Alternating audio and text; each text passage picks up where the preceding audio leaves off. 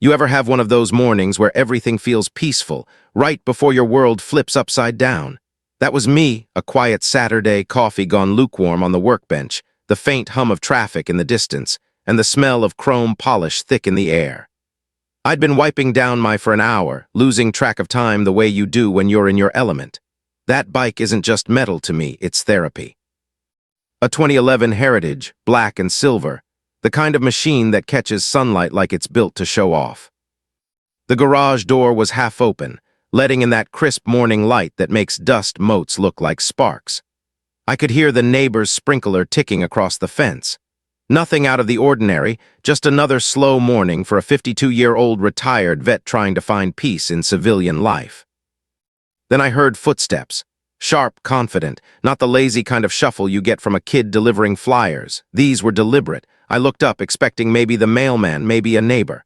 But instead, a kid, couldn't have been more than 17, walked straight into my garage like he owned the place. No hello, no knock, no hesitation.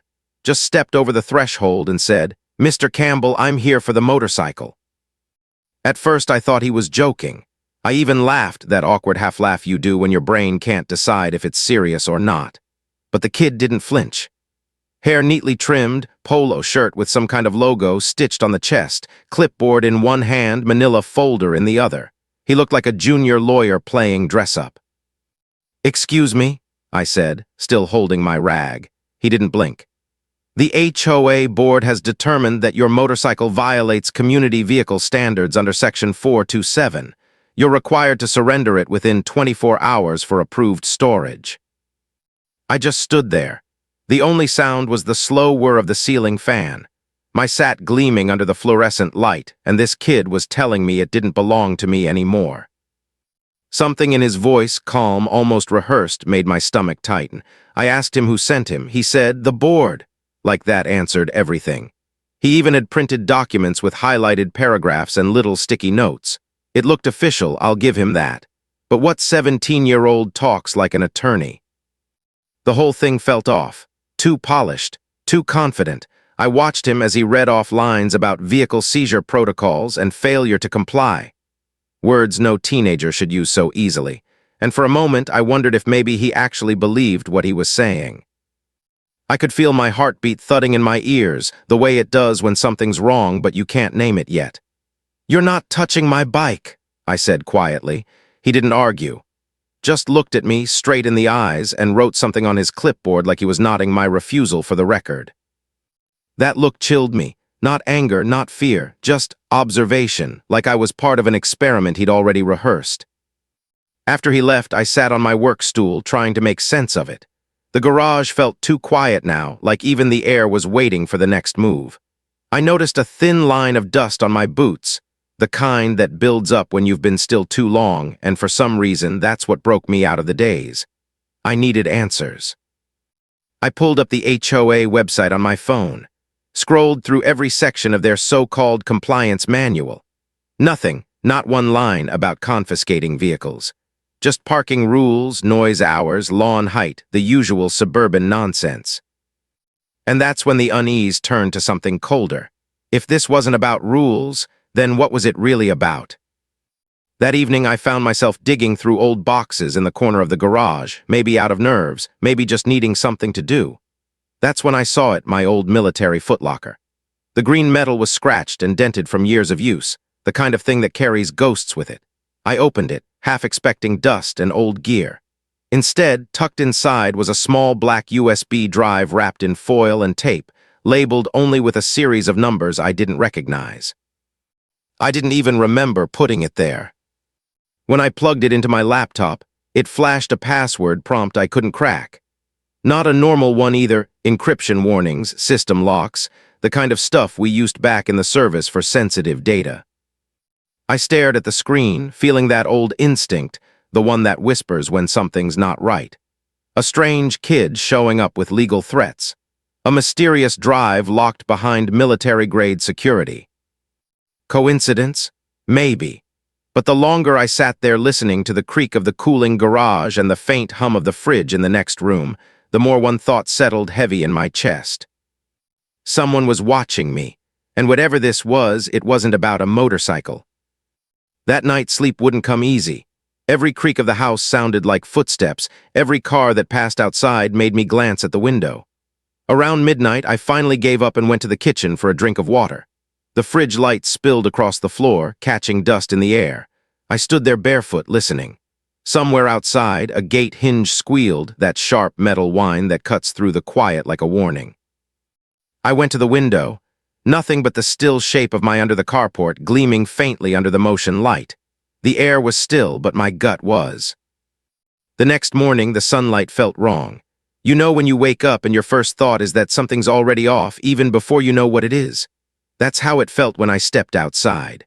The garage door was slightly ajar. I knew I'd locked it the night before. My boots crunched on loose gravel as I walked over, my hand tightening on the handle. Inside, everything looked fine until I saw it. A long, thin scratch on the leather seat of my.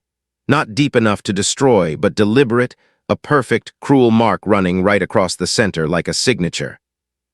My hands shook, not from fear, but from fury. That bike had been with me through deployments, through recovery, through lonely years of adjusting to civilian life. And someone, probably that kid, had defaced it just to get a reaction. I wanted to storm across the street, pound on doors, demand answers. But something in me said no, not yet. Keep your cool, document everything. So I took photos, wide shots, close-ups, time-stamped. Old habits from the military, always gather evidence before engaging. Then I sat on the stool again, elbows on my knees, trying to figure out the play. By noon, the answer came knocking, literally. A sharp, rhythmic knock on the front door, not a neighbor's tap, but a practiced professional rhythm. When I opened it, the sight almost made me laugh. The kid was back, Tyler, he'd said his name was, but this time he wasn't alone. Standing next to him was a woman dressed like she was heading to a board meeting downtown. Tailored charcoal suit, heels that clicked on the concrete, sleek hair pulled into a bun. "Good afternoon, Mr. Campbell," she said smoothly, holding out a leather portfolio. "I'm Melissa Wright, HOA compliance consultant. I believe you were informed of the upcoming vehicle transfer." Transfer, that word sent a chill down my spine. Her smile didn't reach her eyes. She spoke with that legal precision that turns every sentence into a subtle threat. As she talked, she was already glancing around the property, at the driveway slope, the fence line, the cracks in the pavement, as if taking mental inventory. Tyler stood behind her, silent now, but watching me with that same eerie calm from before. "Your property has several liability conditions," she continued. "We'll need to inspect the area for safety compliance." I folded my arms. "You're not setting foot on my property without a warrant." She smiled again, thinner this time. "Of course, Mr. Campbell, but refusal to cooperate can complicate things for veterans receiving disability benefits." The way she said, "veterans," made my stomach turn.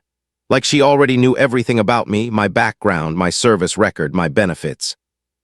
I watched her walk back to her car, a black SUV with tinted windows and no license plate frame, and noticed how she accidentally stumbled near the edge of my driveway, catching herself perfectly, then taking a photo of the exact spot. She even pretended to limp slightly as she got into the car. It hit me then she was rehearsing, staging an injury scene, building evidence. By that evening, I'd had enough. I called the police and reported everything, the fake legal demands, the property damage, the suspicious inspection. A detective named showed up around 6 p.m. Polite, professional, notebook in hand. He listened carefully, took notes, nodded at all the right moments. I remember thinking, finally, someone who gets it. But when I mentioned Melissa's name, he paused, just for a second. It was tiny, barely a blink, but enough for a trained eye to catch. He finished the report, thanked me, and promised to look into it. But as his cruiser pulled away, I caught a glimpse of his mirror and saw him glance back at my house 3 times before turning the corner. That night, as I locked every door and checked every window, I found a small, folded note wedged under my windshield wiper. No envelope, no signature, just 4 words written in quick, neat handwriting. "She's done this before." And on the back, a single line of typed text. "Document everything." That's when I realized this wasn't just harassment. This was something organized, practiced, professional. and somehow I'd just become the next target.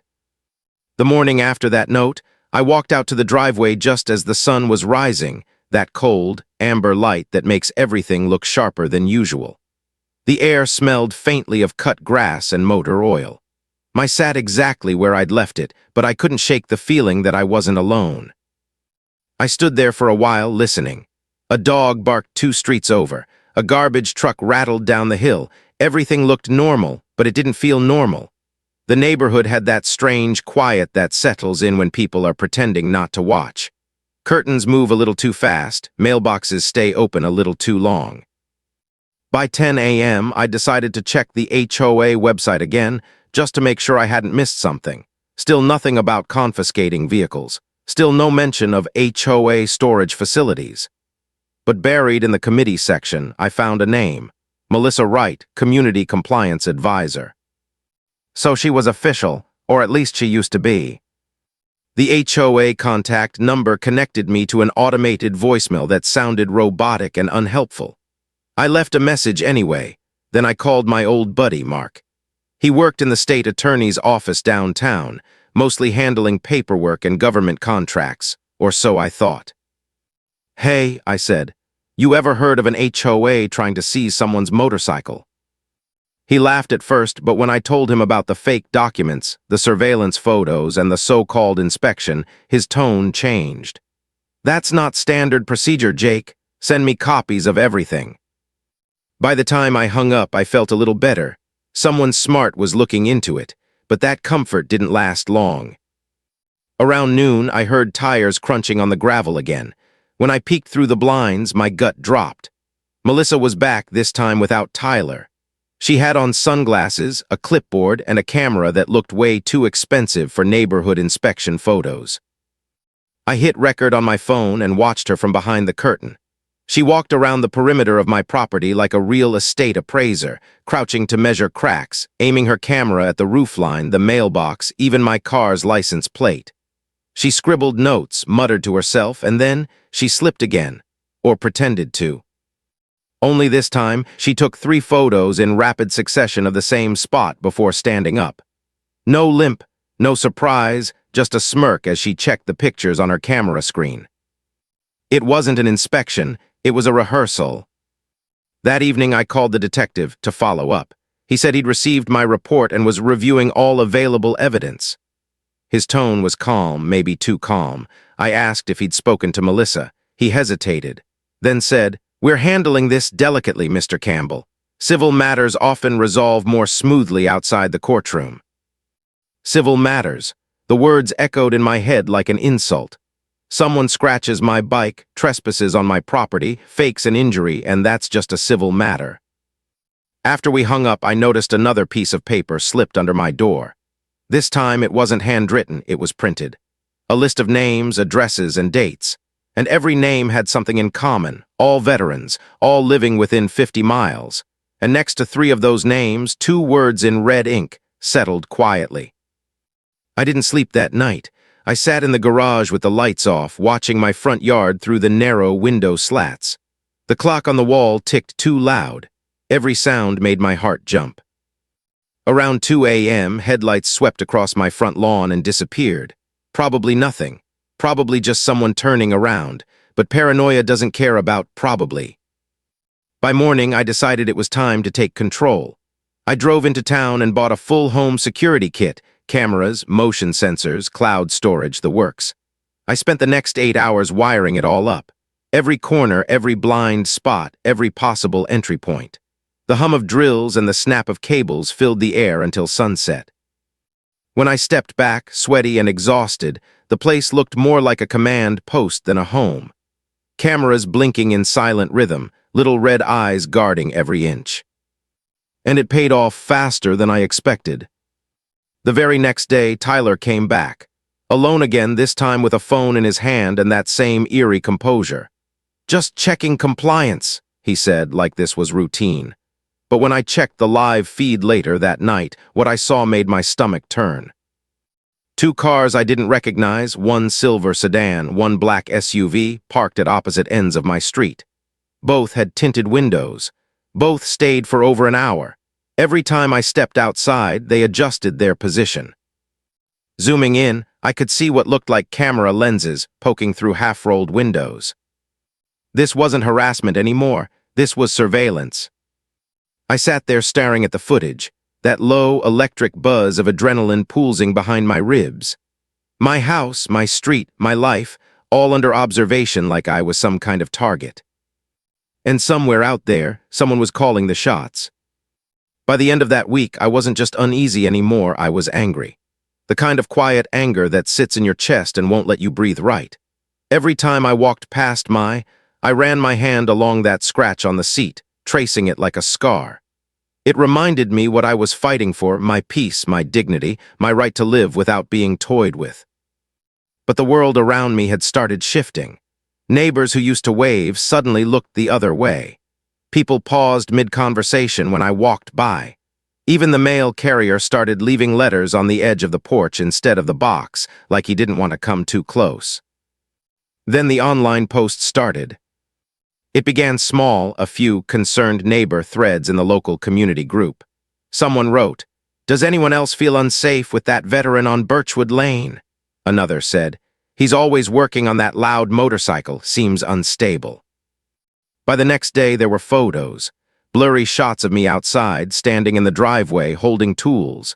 Captions twisted into lies. Confrontational veteran threatening HOA rep. The kid Tyler had gone digital. I scrolled through the posts in disbelief. The timestamps matched the days he'd visited. Someone was feeding him information. Someone was organizing this. By that afternoon, I got my confirmation. A new video surfaced online, edited, captioned, narrated. It showed Tyler standing in front of my house, talking to the camera like a journalist. His tone calm, his expression rehearsed. "We're here today addressing community safety concerns involving a veteran homeowner displaying unstable behavior," he said, gesturing toward my property. Behind him, Mike gleamed in the sunlight, the perfect backdrop for his little production. My stomach dropped. This wasn't a neighborhood squabble anymore. It was a narrative war. That night, I called Detective again. I told him everything, the surveillance cars, the online harassment, the fake evidence. He listened, that same polite patience in his voice. Then he said, "Mr. Campbell, be careful about recording or monitoring people without consent.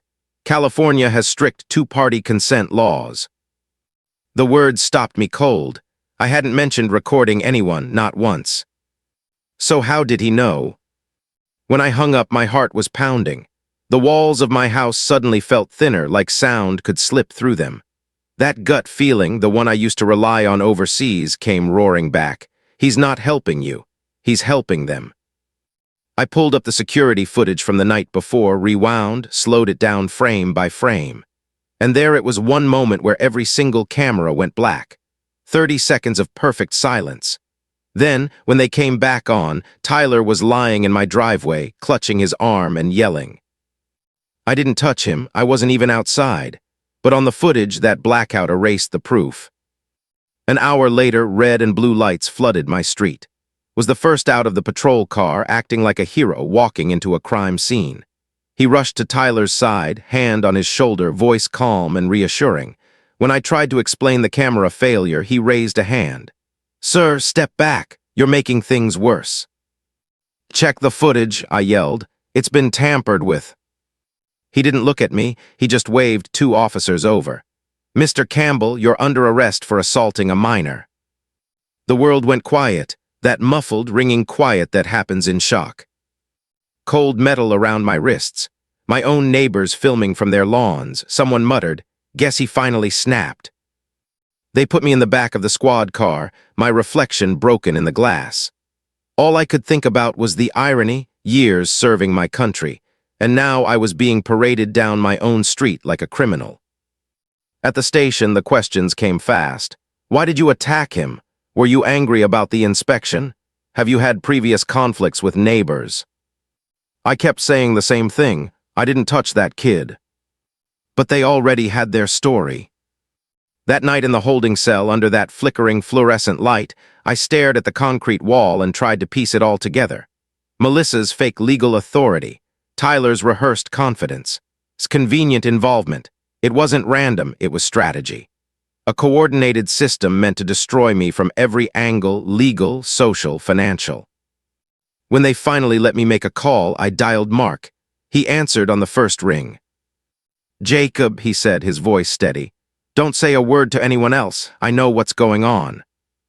"How?" I asked, my throat dry.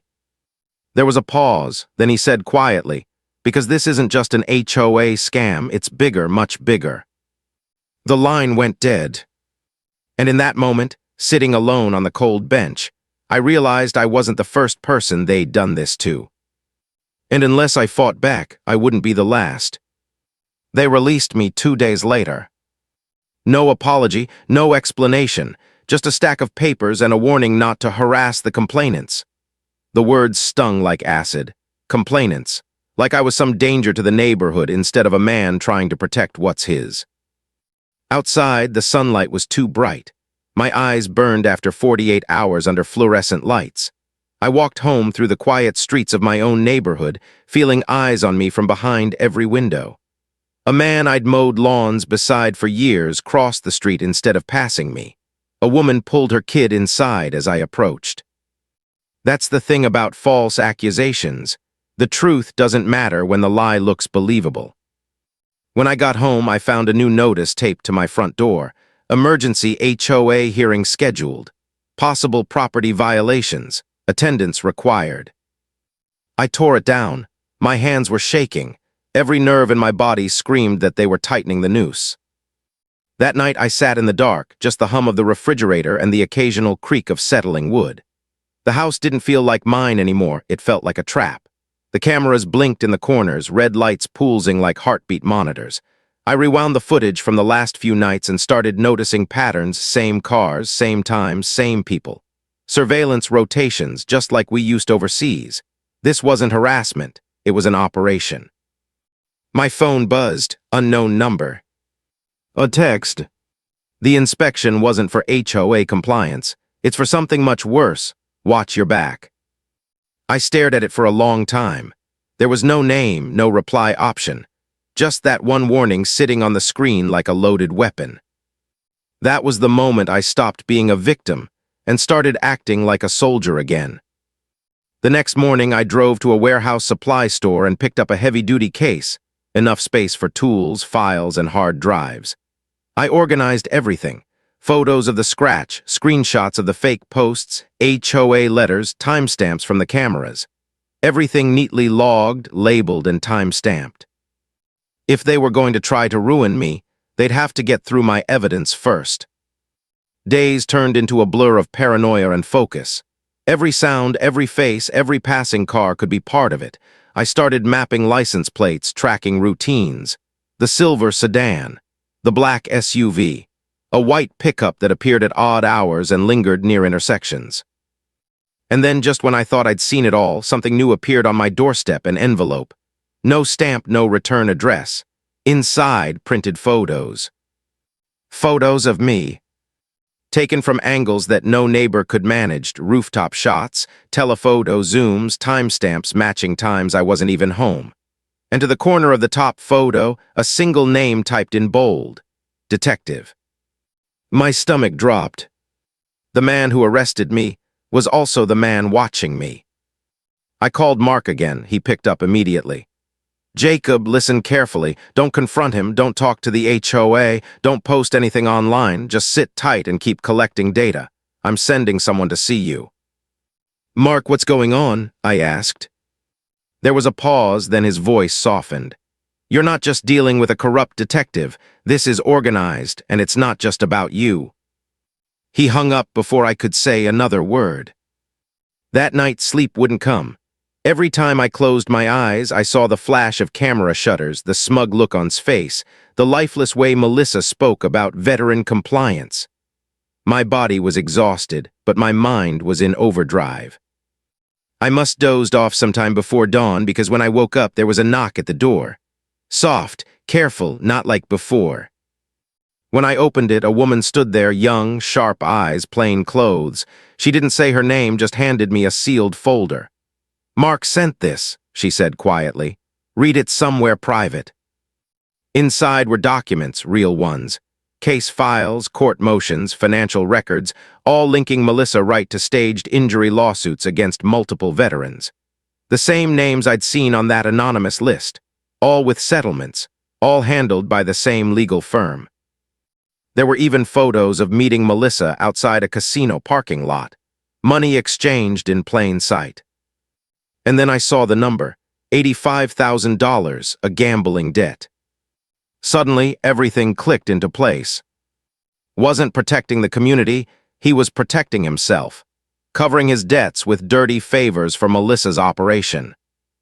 I sat back in my chair, the folder trembling in my hands. The walls around me seemed to close in. They hadn't targeted me because of a motorcycle. They'd targeted me because I was a veteran, because they knew people like me had benefits, assets, and reputations worth destroying. I looked at the cameras blinking in the corners, the scratch on the pile of false reports stacked on my table. And for the first time in weeks, I stopped feeling afraid. Because now, I knew exactly who I was dealing with. And they had no idea what I was capable of. The next morning, I woke before sunrise, no alarm, no sleep. Just that old soldier's instinct that kicks in when something inside you changes. The fear was gone, replaced by focus. I made coffee, black and bitter, and sat at the kitchen table surrounded by piles of evidence.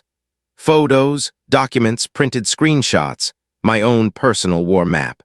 The hum of the refrigerator sounded like the low drone of a generator. They wanted to paint me as unstable. That was their first mistake, because now they'd get to see what stable under pressure really looks like. I started small, pattern recognition. That's what we were trained for, find the rhythm, find the weakness. I logged every time's cruiser passed my street. Every time the black SUV appeared at the corner. I built a timeline, movements, interactions, meetings. Within a few days, I could predict their surveillance like clockwork. By midweek, I had enough footage to make even a rookie investigator nervous. Meeting with Melissa outside, Tyler sitting in the passenger seat of that same black SUV while Melissa talked on her phone.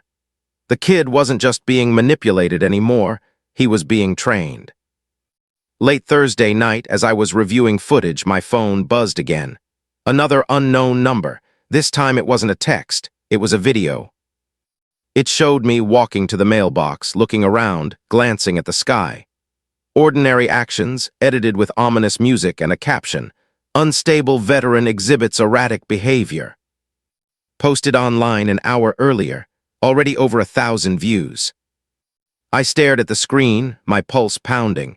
They were trying to destroy me publicly before I could defend myself. And for the first time, I realized this wasn't about money anymore. It was about breaking me, making sure no one would believe a word I said once the truth came out. So I decided to flip their script. I contacted a few veteran support networks quietly, told them I was compiling evidence of targeted harassment. Didn't mention names, just the pattern. Within a day, 2 former intelligence guys reached out. They taught me a few things about running a private digital operation, tracing metadata, tracking timestamps, pulling IP addresses from online uploads. What we found made my blood run cold. The social media accounts posting about me were all created within the same week, the same day Melissa first stepped on my driveway. The posts came from one IP range registered to a shell company in Sacramento, Wright Community Legal Consulting, LLC. Melissa's firm. They weren't just smearing me. They built a fake digital campaign to legitimize their lies. Professional-grade editing, coordinated hashtags, boosted posts. Someone was financing it heavily. But then something strange happened. One of my cameras caught pulling up to the curb late one evening, no sirens, no lights. He didn't knock, just sat in his car for a few minutes, engine idling, staring at my house. Then he drove off. 10 minutes later, another car, unmarked, tinted windows rolled up behind him. Same pattern, park, watch, leave. They were checking if I'd broken. But instead, I was documenting everything. The next morning, I called Mark again. My voice was calm. "I've got proof," I said. "This isn't HOA business. It's a coordinated fraud ring. Melissa, maybe others." Mark's tone was different this time, sharp, controlled. Jacob, listen carefully. Don't release anything yet. We're building a bigger case. I frowned. Bigger how? There was a long pause on the line. Then he said, let's just say this reaches higher than you think. Trust me for a few more days. I can't explain everything yet, but you're not alone in this. The call ended, but something in his voice, that careful restraint, told me he wasn't exaggerating. That night, I set up extra motion sensors near the fence line and waited. Around 2 a.m., the system triggered a soft chime, the kind that sends adrenaline straight to your veins. I pulled up the live feed and saw a figure moving near my side gate. Not Tyler, not a woman, short hair, carrying what looked like a camera tripod. She placed something on the ground near the driveway, adjusted it, then walked away. In the morning, I found it a small device half buried under gravel. Camera lens, microphone, battery pack, professional equipment, not store-bought junk. They were bugging my property. I had in plastic, labeled the time and date, and stored it with the rest of my evidence. Every move they made was another nail in their coffin. That evening, another letter arrived, slid under my door. No signature, just one typed line.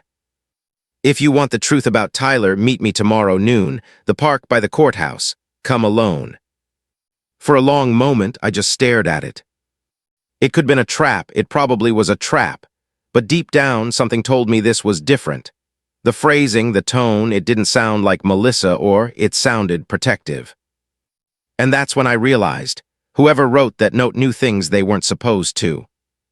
The next day, I'd find out exactly who, and why my fight wasn't just about my anymore. The next morning, I couldn't sit still. My hands kept reaching for the coffee mug, even when it was empty. The house was quiet, too quiet, the kind that presses against your ears until you hear your own heartbeat. Every instinct told me the note was dangerous. But the same instinct whispered something else too. It was my only chance to find out the truth. By noon, I was parked across from the courthouse park, engine off, sunglasses on. The late sun flickered through the trees, casting broken light across the benches and walking paths. Families passed, kids laughing, strollers creaking. Normal life carrying on while mine had turned into something out of a psychological thriller. Then I saw her. Mid-20s, maybe younger. Brown hair pulled back, business casual clothes, but her posture screamed experience. She was sitting on a bench near the fountain, hands clasped around a paper coffee cup. She looked calm, but her eyes were scanning, the same way I used to watch perimeters overseas. When I approached, she stood slowly. Mr. Campbell. Her voice was soft, professional, but laced with something else, fear. Who are you? I asked. She handed me a folder. Inside were photos, not of me this time, but of Tyler. Different ages, different settings. A pattern, police reports, foster care files. Each stamped confidential state social services. My name, Emma, she said. I work for state social services. Tyler's my foster brother. The words hit me like a brick. I looked up from the file, searching her face. Foster brother. She nodded. Melissa Wright isn't just an HOA consultant. She's a career con artist. She's been using foster kids to run her schemes for years. Tyler's one of them, trained since he was 14 to play a role to get sympathy to sell lies. I felt my jaw tighten, so he's in on it. Her eyes dropped to the ground. Not by choice, she manipulates him, threatens him, he's terrified of her. But you're the first target who fought back, that's why things escalated. A cool breeze swept through the park, stirring the edges of the folder in my hands. My mind was spinning. Pieces of the puzzle started snapping into place. The professionalism in Tyler's voice, the fake documents, the way Melissa rehearsed her accidents. None of it was random, it was training. She's deep in debt, Emma continued quietly. Gambling debts, $85,000 owed to a tribal casino. She's been running insurance fraud and veteran targeting scams to stay afloat. She stages injuries, creates false reports, and uses kids like Tyler to build emotional credibility. And I asked, the detective. Emma's jaw clenched. Compromised, he's one of her enforcers, owes the same casino money. She feeds him fake cases, he protects her in return. They use HOA complaints as cover to pick victims. Veterans are perfect targets, steady income, high trust from the community, easy to discredit if they push back. I sat back on the bench, the sounds of the park fading into a dull hum. Everything I'd gone through, the humiliation, the arrest, the social destruction, it was all a system, a business. "Why tell me all this?" I asked. Emma leaned closer. "Because I've been building a case against her for 2 years, but I can't bring her down alone. You have something she wants, that USB drive you found in your footlocker." My heart skipped. "You know about that?" Her expression didn't change. "Melissa's been looking for it. That's why she targeted you specifically. You developed a set of tracking tools years ago, financial algorithms that can expose her entire network. That's what she's really after." For a moment, all I could do was stare. The air felt heavy, the noise of the fountain muffled. I built those files to help track veteran benefit fraud back in my accounting days. I locked them away and forgot about them. Emma nodded, "And now they're the key to everything." She glanced around, lowering her voice. "You're not the only one fighting this. I've been working with the state attorney's office. There's an ongoing corruption probe they're about to move, but they need solid evidence linking Melissa to and the casino." I let out a slow breath. "The state attorney's office," I repeated. "You mean Mark?" She froze. "You know him?" I smiled for the first time in weeks. "Know him? He's my best friend." Relief flickered across her face, mixed with disbelief. "Then you're in better hands than I thought." She stood, brushing off her coat. "He couldn't tell you before. He's undercover. The case is bigger than you can imagine, multiple counties, dozens of victims. You're not just a target, Mr. Campbell. You're the key witness." I looked down at the folder again. Photos of veterans, fake lawsuits, fake injuries, the faces of people just like me who'd lost everything. When I looked back up, Emma was already walking away, blending into the crowd like smoke. As I turned the last page in the folder, a business card slipped out. Mark's name was on it, embossed, official, but this time, below his title, the words read, "State Attorney, Special Investigations Division." The truth hit me so hard I forgot to breathe. My best friend wasn't just helping me. He was the one leading the entire investigation. That night, I didn't sleep at all. The folder sat open on the table beside me, its pages rustling every time the air conditioner kicked on, like the evidence itself was alive, breathing, waiting. For the first time in weeks, I didn't feel lost. I felt purpose. All those nights of paranoia, the cameras, the sleepless dread, it all meant something now. I wasn't the crazy veteran they painted me as. I was the one holding the thread that could unravel their entire operation. At 5:30 a.m., I called Mark. No small talk, just 3 words, "I'm ready now." His tone was firm, measured. "Good, stay calm, stay smart, we move tonight." He explained the plan. They'd been building the sting for months, waiting for the perfect chance to catch Melissa, and in a single coordinated act. My arrest, my humiliation, all of it had triggered public noise, just enough pressure to make them desperate. Desperate people make mistakes. That evening the air felt thick, that strange, heavy calm before a storm. The street outside looked ordinary, but I could sense it was. Cars parked too neatly, streetlights flickering at the same intervals, a silence too exact. Somewhere nearby, unmarked vehicles were waiting. At 7:48 p.m., right on schedule, Melissa's SUV rolled up. Cruiser followed 30 seconds later. Tyler climbed out first, shoulders slumped, eyes darting toward my house. Melissa got out next, phone in hand, wearing that same smile, the kind that says I've already won. She knocked hard 3 times.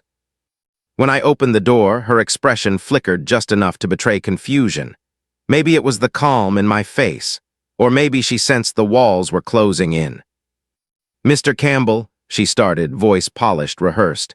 "We're here to finalize your compliance settlement. I trust you've..." Her sentence broke off when Mark stepped into view behind me. Suit pressed, badge visible, voice steady as stone. "Good evening, Ms. Wright. State Attorney's Office. You're under investigation for fraud, extortion, and conspiracy to obstruct justice." Her face went pale. For the first time, that perfect composure cracked. She glanced at, but he was already backing away, hand inching toward his holster. Within seconds, a swarm of unmarked SUVs rolled in, agents pouring out, voices echoing through the night. "Hands where we can see them! Step away from the vehicle." Tyler froze. The kid looked terrified, like he'd just realized the woman who'd controlled his life was powerless now. Melissa screamed, not in fear but fury. "You can't prove anything." Mark held up a small flash drive, "My drive. Actually, we can." That's when she tried to run. It was almost pitiful, heels slipping on gravel, lights flashing across her face. 2 agents caught her before she reached the end of the driveway, didn't move to help her. He just stood there, shoulders sagging, knowing it was over. The neighborhood, once silent, came alive. Curtains parted, phones lifted. The same people who'd whispered behind my back now watched the truth unfold in real time. By the time they cuffed, I wasn't angry anymore. I was just tired. Tyler stood near the curb, trembling. He wouldn't meet my eyes, but when Mark walked him to a waiting car, I stepped forward. "Kid," I said softly, "it's over. You don't have to do this anymore." He looked up then, just for a second. And for the first time, he looked like what he really was. A scared teenager who'd been used by adults who saw him as a tool. "I'm sorry," he whispered. I nodded, "I know." The next few weeks passed in a blur of statements, depositions, interviews. My name was cleared. The charges were dropped. Mark told me later that Melissa's network extended across 3 counties, veterans, retirees, single parents, anyone they could manipulate. The state froze her assets and recovered thousands in stolen benefits. Took a plea deal. But the victory didn't feel like triumph. It felt quiet, like walking out of a storm into still air. One evening I stood in the driveway, the same spot where it all started. The sun was low, gold light spilling across this polished chrome. I ran my hand over the repaired seat, smooth again, but the memory of that first scratch still there, faint and permanent. Some scars aren't meant to fade, they're reminders. I started the engine. The roar filled the air, deep and steady, echoing off the empty houses. Neighbors peeked out again, this time not in fear but in curiosity. Some even waved. Funny how truth changes people. Before I pulled out, Mark called. "They're closing the case next week," he said. "You did good, Jacob." I smiled faintly, just glad it's over. He paused. "You know, most people would fold it, you didn't." "Most people don't have something worth fighting for," I said. "I did." The line went quiet for a moment, then he said softly, "Take care of yourself, brother." When the call ended, I looked out over the neighborhood, the same fences, the same manicured lawns. Nothing had changed, yet everything had. As I rode down Birchwood Lane, the wind in my face, I realized something I hadn't understood until now. Sometimes, dignity doesn't come from winning battles. It comes from refusing to let fear rewrite who you are. And sometimes, karma doesn't need your help, it just needs your patience. Because sooner or later, it always finds its way home. If you enjoyed this story, don't forget to subscribe and join us for the next mystery on HOA Hunter Stories.